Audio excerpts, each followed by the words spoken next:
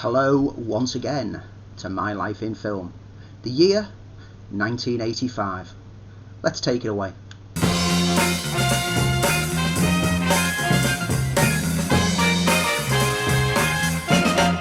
So, in 1985, I turned 12. We're still only in my young years, but definitely by this point in time, I was choosing what to watch on VHS rentals and was getting to go to the cinema quite frequently with just my sisters, not always with my mum these days.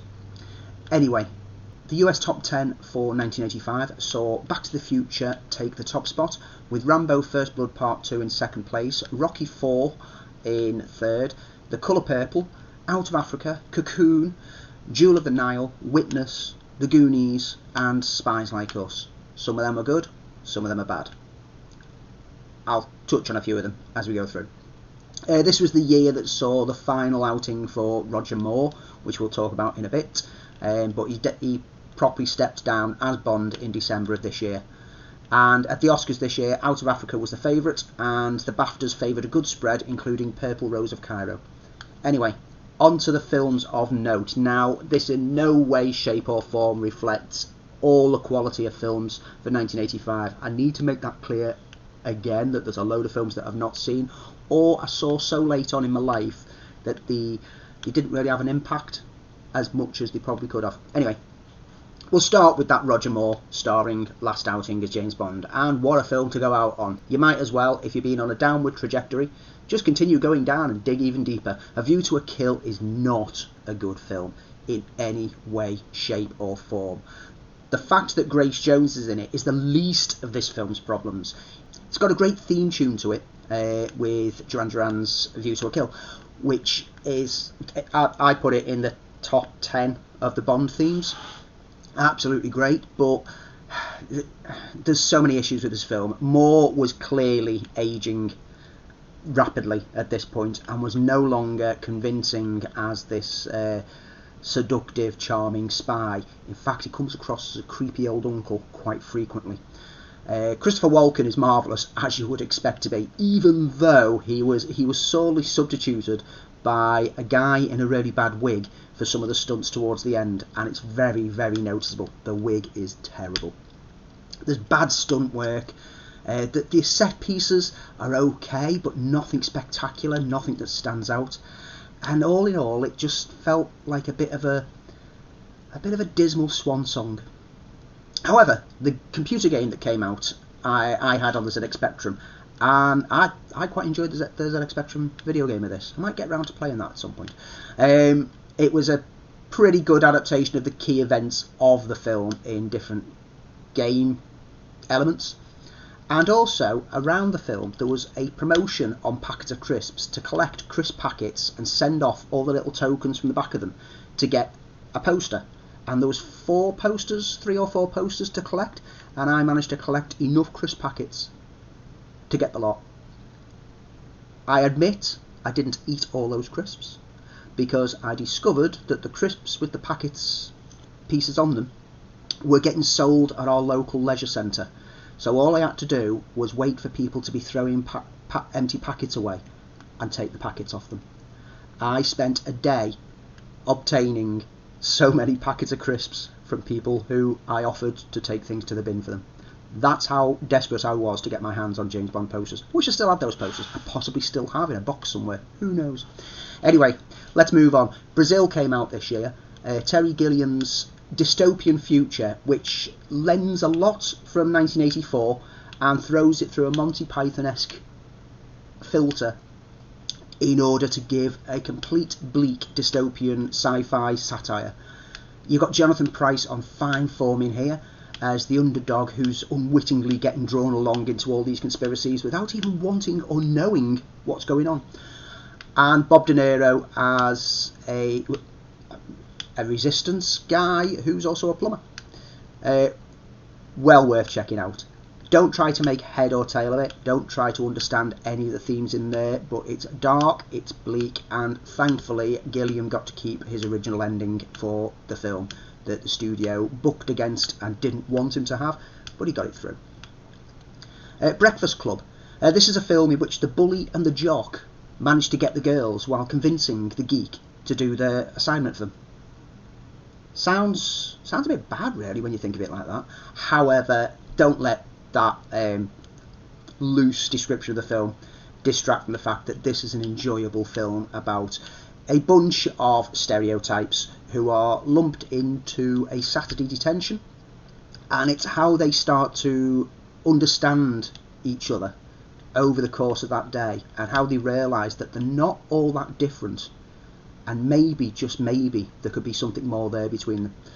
It's a film that made me love Molly Ringwald even more. She is absolutely adorable in this film. And I also recognised a lot of myself. I mean, because of the way that they use the stereotypes, there's someone in there that you should recognise parts of yourself in. And I completely identified with the character played by Anthony Michael Hall, who is the geek, basically. And it was at that point that I kind of realised, you know what, I'm happy to be a geek. This is who I am. Police Story. Now, I've spoken about Chan films over the past few episodes, and this is classic Chan. This is the one which has some of his most memorable stunts. You've got the stopping the bus and people like flying out the top deck. You've got, there's so many elements in this film, and the thing is, it's not just all about the stunts. That's what you have to realise with early Chan, is the stories are actually pretty good. The stunts are put in there and choreographed just to add to it. And this is a perfect meld. It spawned a few sequels, it became a franchise, but the original Police Story is top tier Chan. Rocky 4. I mentioned Rocky 4, despite the fact I don't like Rocky 4, and I've never liked Rocky 4. When I first watched it, I thought it was rubbish. It was pompous mess of Cold War propaganda, and it was garbage, yet everyone seemed to love it. So I went back and revisited it about 10 years later, because everyone kept telling me it's the best one in the series, and it still wasn't. And in the past few years, I've gone through the Rocky films again, and I've still got no love for it. It is so cliche-ridden. This is the point in the franchise that they should have stopped. Sadly, they didn't. They went on and made Rocky 5, which was even worse. But I've never understood the love that there is for Rocky 4. Absolutely no understanding for it. Maybe because Stallone's working on a re-edit of it, he realises there's some things that don't quite work and don't quite stand up today, and so he's revisiting it. Maybe the re-edit will change my mind. But as it stands, it's a terrible film. Sorry. It's out there now. Flame me all you want in the comments below. Tell me what films I should watch in order to change my mind. Anyway, let's move on, because I don't want to dwell on Rocky 4 for too long. Sci-fi and fantasy is well and truly dominating the 80s, and you don't get more sci-fi and fantasy than, well, Arnold Schwarzenegger popping up as a not Conan in Red Sonja. This is a film that sees Bridget Nielsen seeking revenge on those who brutalised her, and Arnie pops up in a not Conan role, who is clearly just a Conan. It's a generic sword and sorcery adventure. It scored poorly at the critics, but when I was a young teen, this was the kind of thing that I was happy to sit and watch. I've not revisited this film since it became an adult. Just like to point that out, I did watch it a few times during my teen years, but I've not watched it for a few decades. It probably doesn't stand up, and that's one of the reasons that I've not gone back to it. One film that does stand up, because I went back to recently, was Enemy Mine, based on the novel of the same name, which was by Barry B. Longyear. What a name. Dennis Quaid ends up stranded on an alien planet with an alien enemy fighter, played by Louis Gossett Jr., and the pair must first of all broach the language barrier between them and try to understand each other, and then team up to escape from the harsh environment that they found themselves stranded on. It's a cracking story. That I'd read the short story before I actually rented the film out on VHS. It was because I'd read the story that I rented the film out, and there's changes to the story, but it changes it in a good way. This is a great film. This is one to revisit as well. If you remember watching it when you were young and you're not sure if you should go back to it, this is definitely one to go back to. Marvellous performances. There's a lot to love about this film. I absolutely recommend it thoroughly. One film which I'm sure I don't need to recommend to anyone is, what was that one about the time travelling guy who almost breaks up his mum and dad before they get together, and the one with that Christopher Lloyd bloke in. Yeah, you know what I'm talking about. It's Back to the Future. Of course, this was going to make my list for this year. Back to the Future. Christopher Lloyd, Michael J. Fox, Leah Thompson, Crispin Glover, and Thomas F. Wilson. Almost forgot his name then. Good job I've got my notes in front of me, isn't it? They all shine throughout this fantastic time travel romp from Bob Zemeckis. And yes, again, like I did with Breakfast Club before, you could suggest that there's a mother tries to hump her son and he's determined to get his dad back in the bed with her. That would be an incorrect way of describing the film, even though that element does exist. But it's charming, it's fun, its use of time travel is frivolous, but also adheres to its own internal logics. And that's what I like about the Back to the Future films. Time travel films fascinate me. I love to see if they slip up in their own temporal mechanics. And whilst everything is just theorised, as long as something sticks to a theory, that's fine. Great film. If you've never seen Back to the Future, then really, have you only just woken up? Have you been in deep sleep for 40 years? Where have you been? Get it watched. And then, get it watched again. And watch it again. This is a film that's kind of become synonymous with me to Christmas. I watch this every Christmas. Even though it's not a Christmas film, it gives me the feeling of Christmas. And I think it's because it used to always be on TV throughout my mid-teens at Christmas. And so it's just become ingrained in there. So I will be watching this again in just under a month. Flesh and Blood. Now, Rutger Hauer was the name that drew me to this, having discovered him through Blade Runner. I was curious about this fantasy adventure drama that he was in. And I'm glad that I did, because this introduced me to Paul Verhoeven, who is a director who I have stuck with ever since. It's a revenge drama. A mercenary plans to get back at his unscrupulous employer, and it's not great, but it's solid. It's solid enough. It's not a bad film. It's worth checking out. If you've never gone through the back catalogue of Verhoeven, then Flesh and Blood is one that is very often overlooked. I mean, maybe for good reason, because Verhoeven really made his mark a few years later, which we'll get to eventually. I'm sure you know what film I'm going to be talking about there. But Flesh and Blood, worth watching. Not worth watching is King Solomon's Mine. Richard Chamberlain stars as Alan Quatermain in this fourth adaptation of this story, and this was clearly just churned out because a few years earlier some Indiana Jones bloke had come along and done the formula that the Richard Chamberlain's Alan Quatermain character was the inspiration for in the original books. And then there was also the Romancing the Stone, which took a similar formula, and so they definitely went, well, let's go back to the source and let's adapt that. Maybe they shouldn't. Sharon Stone was cast against Richard Chamberlain by mistake. This all came about because the CEO for Canon, Menem Golan, had said, get me that stone woman, meaning get me that woman who is in the Romancing the Stone. However, his underlings thought he meant Sharon Stone as that stone woman, and so cast her instead of Kathleen Turner, which is who they originally intended. Kathleen Turner wouldn't have took it anyway because it was too close a character to what she was played in Romancing the Stone. This film was very poor. It still scraped a sequel a few years later, but I've never felt the desire to go to the sequel and see how bad that one could be. However, Kathleen Turner also wouldn't be taking this because she was busy tied up with a sequel to Romancing the Stone called Jewel of the Nile. Obviously, after Romancing the Stone was a success, it was obvious that they were going to churn out a follow-up, and it's more of the same. The characters all come back. It's entertaining, it's engaging, but it is to a diminished effect, and thankfully they stopped it after this one. Mad Max Beyond Thunderdome was the third, and at that point in time, a final outing for Mad Max. It's the weakest of the Max films, but it's still memorable.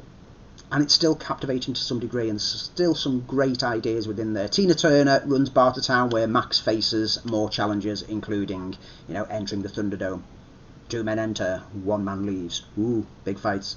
It's another dystopian, dark vision of the future, but with glimmers of hope. Again, the film basically hangs around how good Mel Gibson was as the character of Max, and he still shines in this. Not a great film, but a decent part of a series of films that have become so ingrained into our consciousness, I'd say. Let's move on to horror. So, we've been talking a lot about Stephen King films. Each time that we do one of these, there's always more and more Stephen King films, and this year had 2 Stephen King outings of note. First of all is Silver Bullet, which is based on the short story Cycle of the Werewolf, and it's been given a big screen life in a film that's memorable more for the cast rather than the actual events. Corey Haim, Gary Busey and Terry O'Quinn all appear in this, I'd say, one of the weakest of the Stephen King adaptations. I quite enjoyed it when I watched it as a teen. I think possibly the latching on to the main character being a teenage boy who, battling werewolves. But it's one that when I went back to in my adult years, I realised it's actually quite a shonky film. It's got a TV movie kind of feel to it, and it doesn't stand up well. What does stand up well, though? Stephen King's Cat's Eye.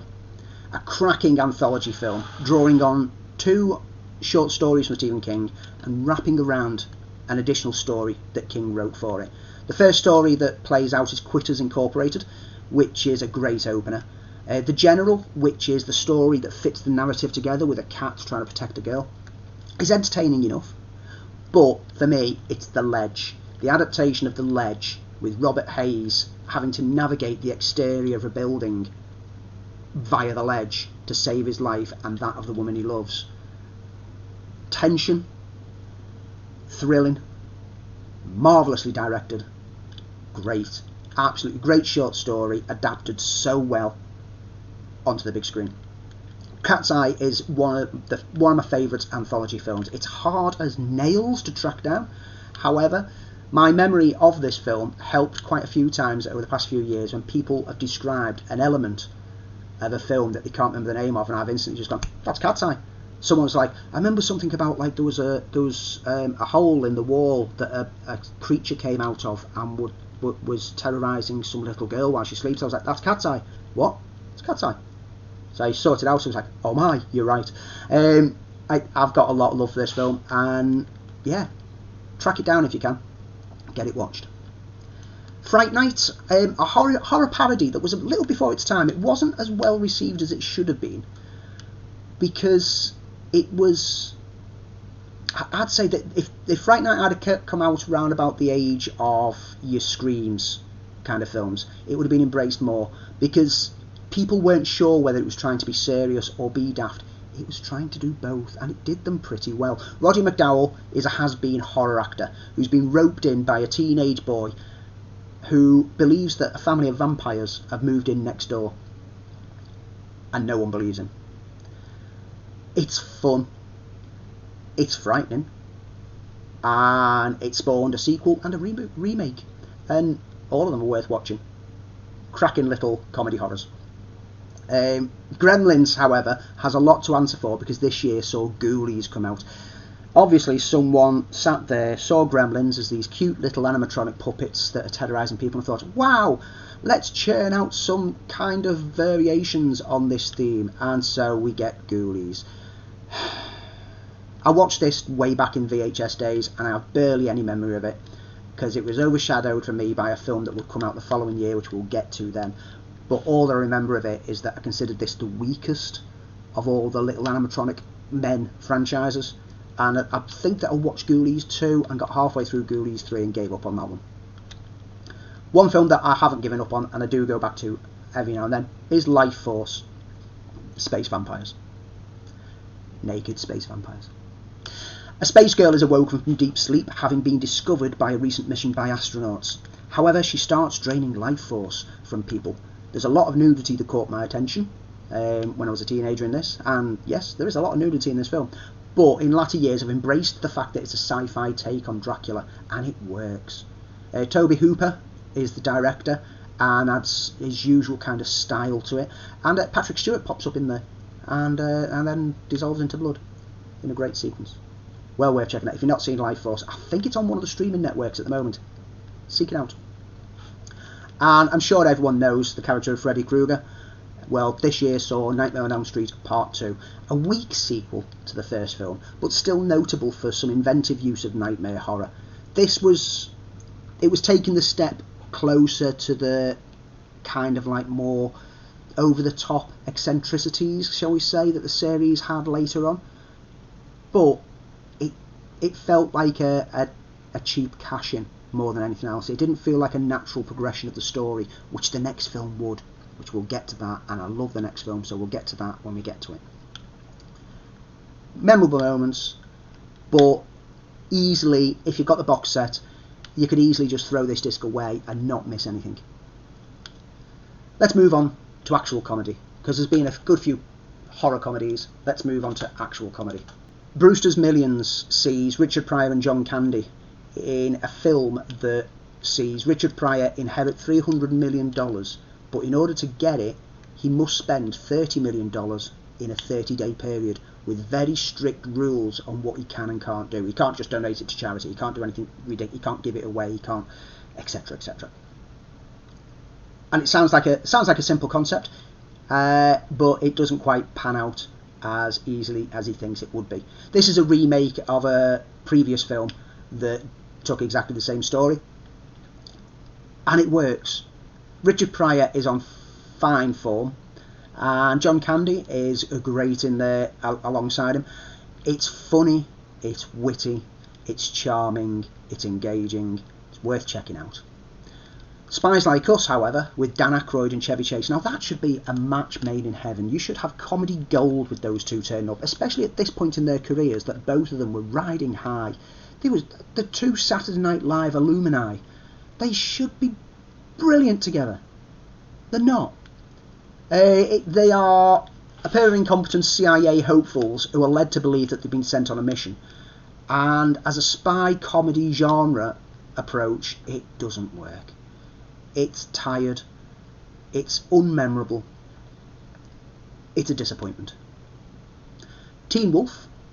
Now, we already had Michael J. Fox earlier this year with Back to the Future. Now, Teen Wolf had been made before Back to the Future. However, it didn't get a release until after the Back to the Future had made Michael J. Fox an international star.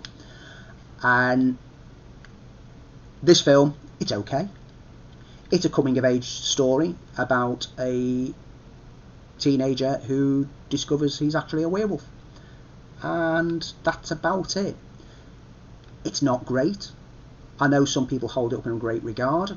It's okay. Michael J. Fox's charm is what holds this film together. The rest of it around him is a bit of a mess. It has spawned a sequel, and it spawned a TV series, and also an animated series. None of them are worth watching. Police Academy 2. Now, we spoke about Police Academy and how much I love the Police Academy series on the previous episode. Police Academy 2 was actually the first one in the series that I watched, because Police Academy was rated 18, and so I wasn't able to watch it until later on VHS. Police Academy 2, however, had a more friendly rating. So this was actually the first film in the series that I saw in the cinema. And I recall going to the cinema to see this, but not particularly just for the film, but for the events leading up to getting in to watch the film.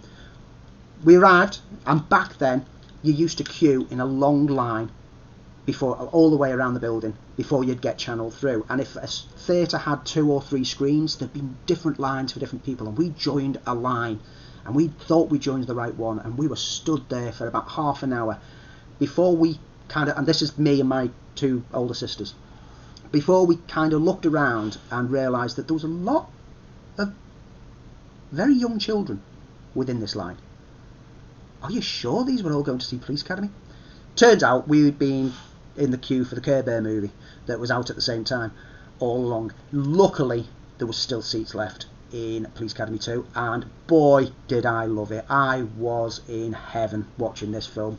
I absolutely adored it. It's because of enjoying this that we then went and rented out Police Academy 1 on VHS, and I've always been a firm fan of the series and always will be. I will unashamedly always love the Police Academy films. Weird Science.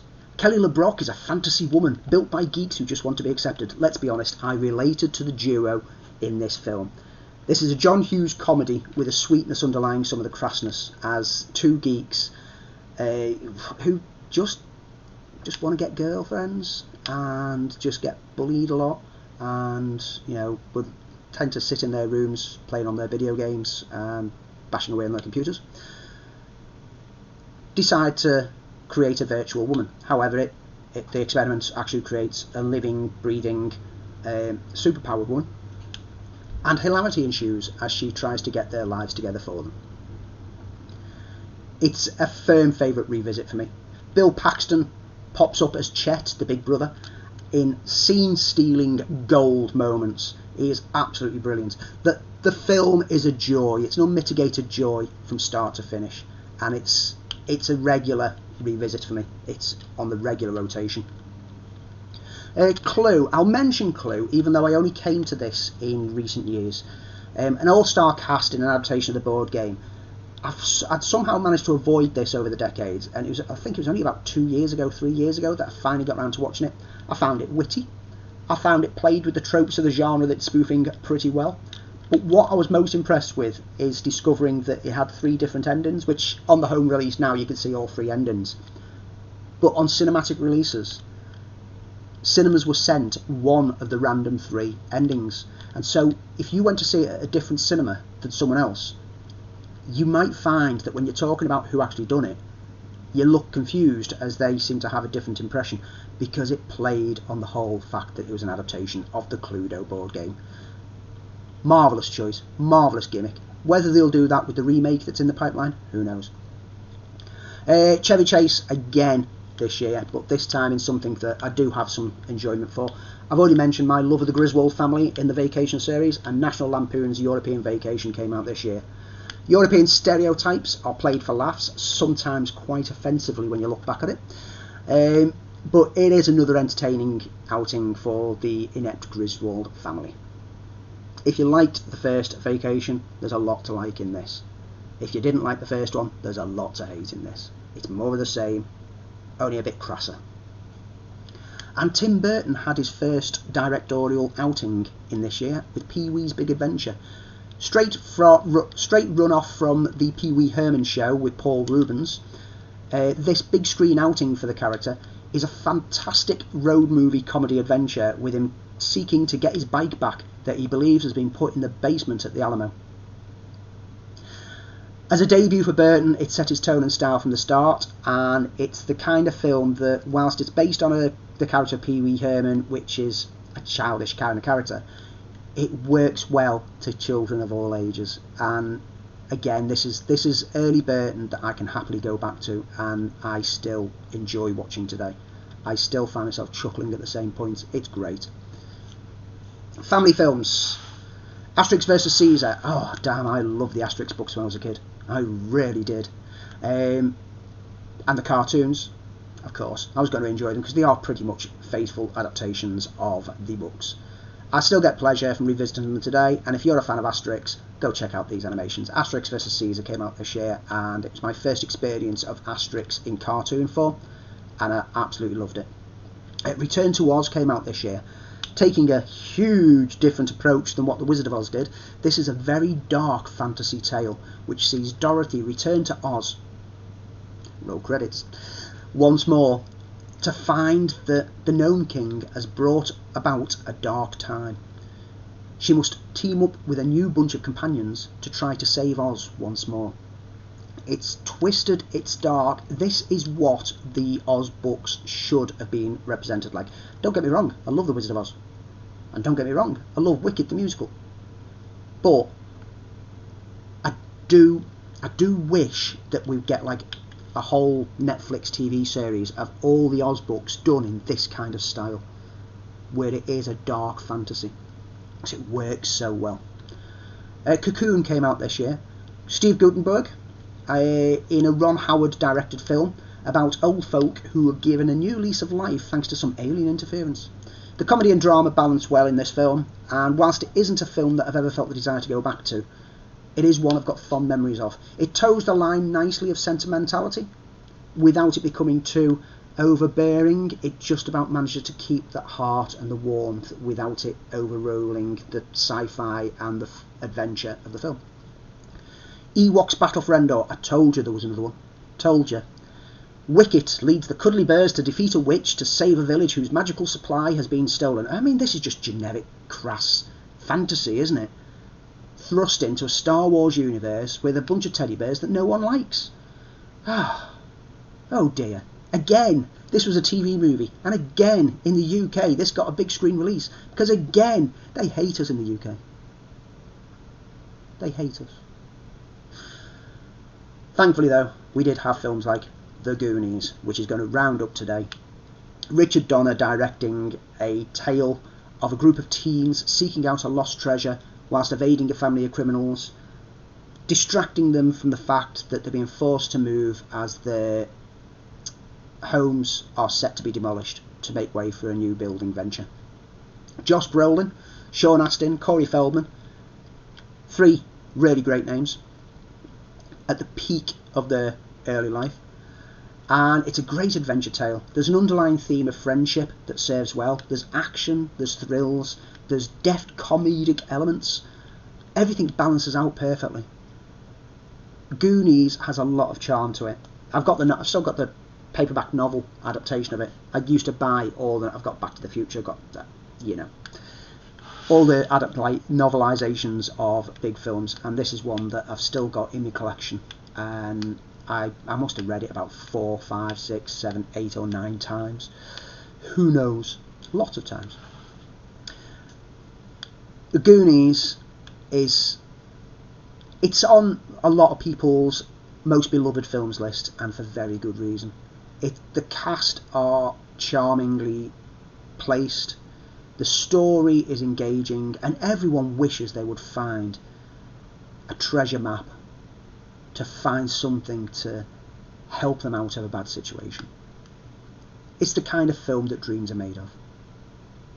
And so, on that note, let me just upset you all by telling you which films from this year I've not seen. Maybe you can encourage me to watch some of them. Some of them are on my list because, they're within the awards categories. Now, I've not seen Commando. I've seen pretty much everything else that Arnold Schwarzenegger's been in. Not seen Commando. I've not seen The Colour Purple. This is on my list. I've not seen Legend. I've not seen the Eric Stoltz starring film Mask. I've heard so much about it. Not seen it. I've not seen, despite the fact it is actually on the shelf over there, behind the Cyberpunk book, over there, I've got all my Clint Eastwood films, and Pale Rider is in there, and it's still in the plastic wrapping, because I've not watched it. I've not seen Reanimator. I've not seen Silverado. I've not seen St. Elmo's Fire. And I've not seen Subway. That's quite a list. I'm starting to doubt my commitments to watching films looking at some of this list.